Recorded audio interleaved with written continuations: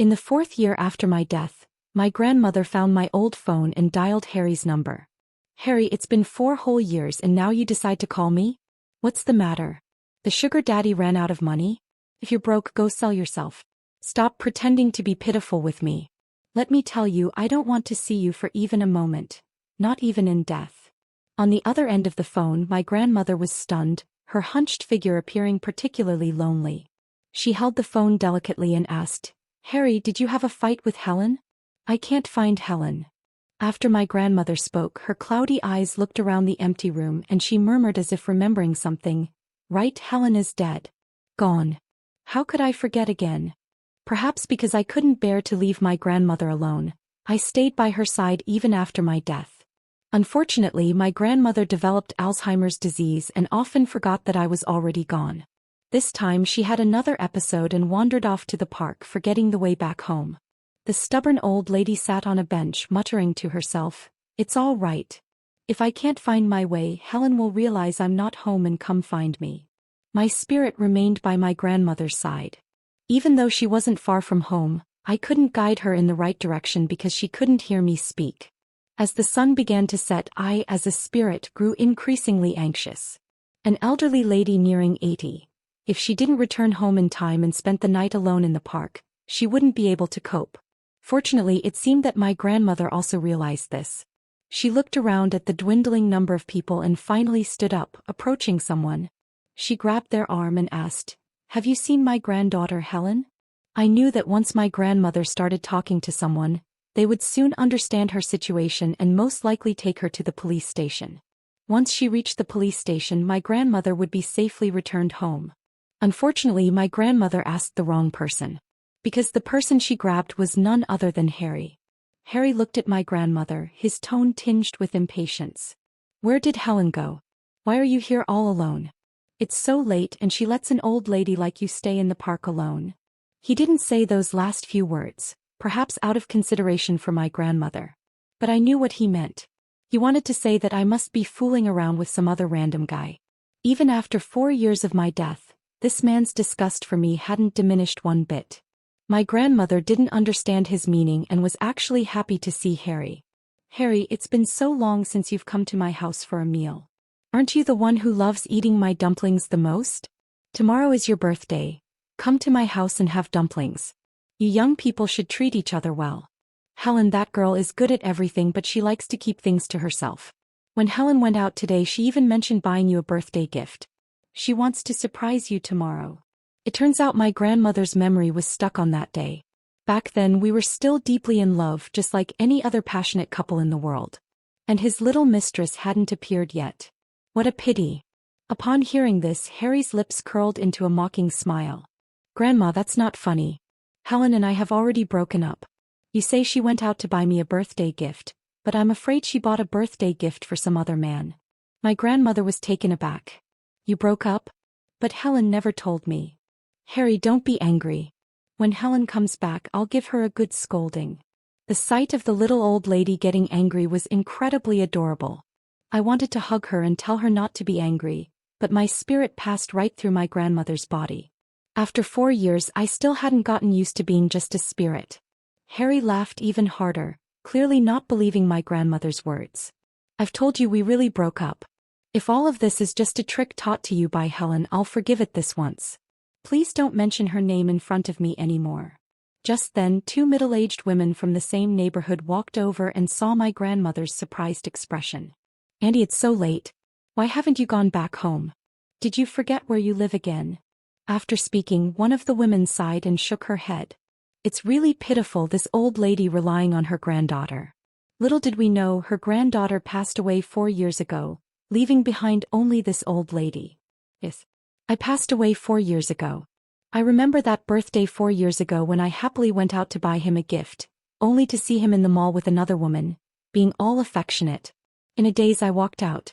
And then I received a private message from a stranger on a social media app.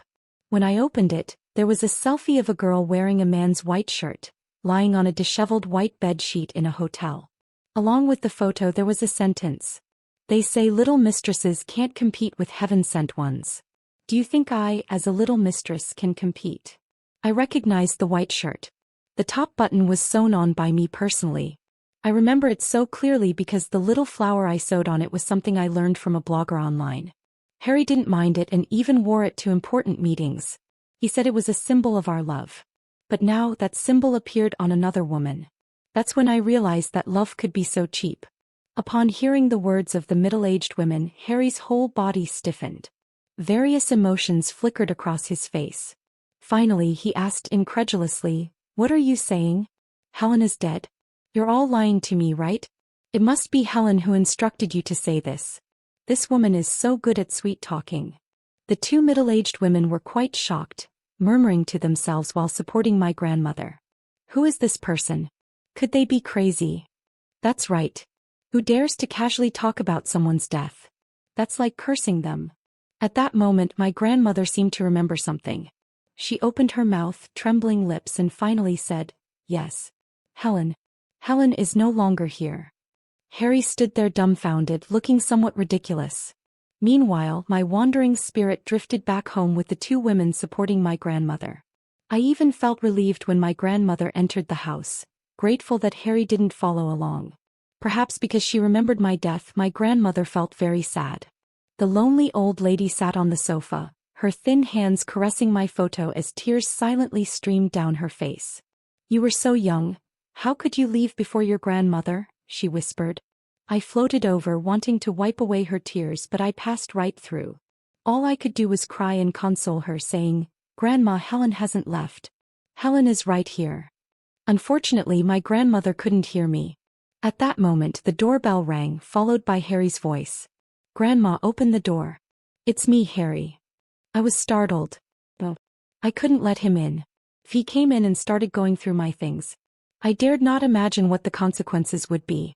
Maggie happily greeted him. "Harry, where did you go? I couldn't find you anywhere." The Maggie in front of me had a bright smile, and even her tone of voice was gentle and soft, completely different from when she used to talk to me. As she spoke, she reached out her hand, ready to hold on to Harry's arm. I thought that after so many years and now that I'm no longer human, I should be more accepting. But when I saw Maggie's intimate gesture, I couldn't help but feel disgusted. I don't know if Harry did it intentionally, but in the moment when Maggie reached out her hand, he took a step back, avoiding her touch, and instead walked toward his mother. "Dad, Mom." Maggie's hand missed its target and a hint of fierceness flashed in her eyes. But quickly she withdrew it, looking embarrassed. Suddenly she looked in my direction and muttered through gritted teeth, "Helen, it's all because of you. You damned woman. Are you still lingering around after all these years?" I was taken aback. Could Maggie see me? I reached out my hand and waved it in front of her eyes. Luckily she couldn't see me. However, Maggie took a deep breath to adjust her emotions, then filled her face with a smile again, turned around and walked toward Harry's parents. "Harry." But Harry turned around and softly said, "The guests haven't all arrived. I'll go to the restroom for a moment. You stay here and keep my parents company." With just one mention of Mom and Dad, Maggie's eyes curved with a smile. She lightly responded, "Okay." I didn't have time to pay attention to Maggie's small talk with Harry's parents because I saw Harry gripping his phone and quickly heading toward the restroom. He wasn't going to the restroom, he had other intentions. Sure enough, Harry reached the corner of the hallway, took out his phone and pressed the power button. My heart started pounding. Knowing that I couldn't snatch the phone away, I clenched my fists and stared intently at his actions. Soon the phone screen lit up. Just as I was on edge, the screen flickered and went blank again. He tried again, but the phone still wouldn't turn on. Well, it had been over a year since Grandma last charged it. It flickered a moment ago, so maybe it's broken. However, Harry took out his own phone and dialed a number. "Lee, come out for a moment." Lee was his assistant, and he quickly came out after receiving the call. Harry handed him my phone. "Get it fixed as soon as possible. Also, look up any news about Helen." Lee took the phone, a hint of confusion in his eyes, but he agreed nonetheless. For years. A whole 4 years. And now he finally wanted to look up information about me. Unfortunately, I'm already dead. I even started to imagine that upon learning of my death, he would be happy, right? After all, that woman he despised and didn't want to see even for a moment had finally disappeared from this world. Soon Harry was called back by his mother. The hotel was filled with guests, all witnesses to their happiness. I used to have dreams of this scene, but unfortunately I never lived to see this day. Harry was called up to the stage by the host to give a speech, and I floated in front of him, flying around. His brow remained furrowed and I couldn't accept it. I approached his ear and asked him, "Harry, you unfaithful person, now that you've gotten what you wanted, what else could you possibly be unsatisfied with?" Harry couldn't hear me, but his gaze remained fixed on the direction of the door. I followed his gaze, but I didn't understand what he was waiting for. Was he waiting for Lee to come back and tell him that I was dead? Even if he found out, so what? Suddenly, the MC handed the microphone to Harry and smiled, asking him, "Harry, do you wish that today is the day you marry Maggie?" The whole place fell silent. Everyone's gaze fixed on Harry. I also turned my gaze toward him. His lips moved, looking at Maggie beside him, about to speak, when the phone vibrated again. "Sorry, I have to take this call." The call connected and I floated closer to him, hearing Lee's voice coming from the phone. "Harry, Helen might have died 4 years ago. There was a drowning incident 4 years ago, and there is evidence suggesting that the car owner was likely Helen. However, the police couldn't find anything after searching for half a month, and since Helen's only relative is her elderly grandmother, they gave up." Lee's voice was low, only audible to Harry and me. I saw Harry's face turn pale instantly, and then his hand trembled as he pressed the end call button, opening the message Lee sent him. Inside was the news of my drowning 4 years ago. Although the report didn't explicitly mention the identity of the person who drowned, with just a little attention to my disappearance date, one could guess it was me. I moved closer to him, trying to blow his hair up, and said in a playful tone, "See? They say I'm dead and you still don't believe it. Oh Harry, why are you still the same as back then? No matter what I say, you never believe." As soon as the words left my mouth, Harry spewed out a mouthful of blood. The bright red blood splattered on the red carpet, disappearing in an instant. Panic spread through the crowd and even Maggie was stunned. Harry, who had just finished coughing up blood, fell straight to the ground. "Harry!" I shouted, rushing over to try and support him, but his body passed through me and he fell to the ground lifelessly. The scene erupted in chaos. Harry's parents were also shocked, and a few people reacted quickly, hastily lifting Harry onto a car and rushing him to the hospital. I didn't know what to do next, so I floated into the car and crouched on Harry's chest, staring at him. "Harry, didn't you say that even if I died, you wouldn't spare me a second glance?" When Harry woke up again, I was floating around the room, bored. The VIP ward was different from a regular ward. It had a lot of space and I could do a few somersaults without any problem. Upon seeing Harry wake up, his parents quickly rushed in, followed by Maggie. His mother asked with concern, "Harry, what happened to you? Have you been working too hard lately?" Harry smiled and replied, "Mom, I'm fine. Can you all leave? I want to rest quietly for a while." Maggie opened her mouth, wanting to say something, but ended up leaving with Harry's parents. The room instantly became quiet again. Suddenly, Harry lifted the covers and struggled to walk into the bathroom. I initially wanted to follow him, but then I felt it might be inconvenient. However, strange sounds came from the bathroom. Curiosity drove me to enter. I saw Harry crying with red eyes. Although he was trying to hold back, tears still poured out uncontrollably. Eventually he started dry heaving. I have experienced that feeling before. When someone is overwhelmed with sadness, they vomit. "Harry, did you know I died? Aren't you even a bit happy?" His phone on the bedside table took off his valuable items and then took my phone and a letter from somewhere I didn't know. He avoided the hospital's surveillance and went to the hospital's basement garage. I didn't know what he was going to do, but I had a vague feeling that something was not right. Seeing him sitting expressionlessly in the driver's seat, I immediately followed and sat in. I shouted at him, "Harry, where are you going? Why don't you bring your phone or valuable items?" He couldn't hear me speak, just stepped on the gas pedal and drove away. I felt a bit anxious watching him stepping on the gas pedal recklessly as we headed towards the coastal highway. Even if the car was playing my favorite song, it couldn't alleviate my anxiety at the moment. Was this foolish man planning to sacrifice himself for love? Just when I thought Harry was going to drive the car into the sea, he stopped. I touched my chest, which was no longer beating, and let out a long breath. "You idiot, you scared me. I thought you were going to jump into the sea." Harry closed his eyes, took a deep breath, and then took out a lighter, igniting the envelope that had been sitting on the passenger seat. "Helen, I'm sorry. Helen, are you by my side? If there really are souls in this world, I beg you, please accept my letter. The flames slowly rose, and in my hand, a letter appeared with the words to Helen written on it. Helen, I'm sorry for speaking to you in this way, but Helen, I really don't know what else to do. I was so foolish. You've been gone for years, yet I still thought you were alive. It's my stupidity.